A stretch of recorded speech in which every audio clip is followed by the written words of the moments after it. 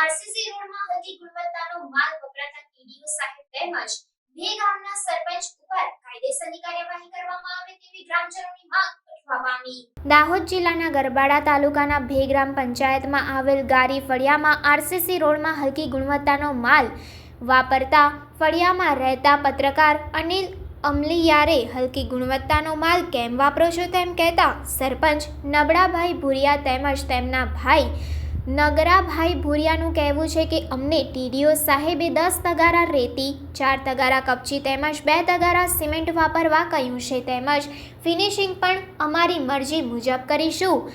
અમને ટીડીઓ સાહેબે ફૂલ ઓર્ડર આપેલો છે, તું પત્રકાર હોય તો તારાથી જે થાય એ કરી લે, અમે કોઈનાથી ડરતા નથી। ફળિયામાં રહેતા લોકોની માંગ છે કે પહેલા ટીડીઓ સાહેબ તેમજ બે ગામના સરપંચ ઉપર કાયદેસરની કાર્યવાહી થાય તેવી ગ્રામજનોની માંગ ઉઠી છે।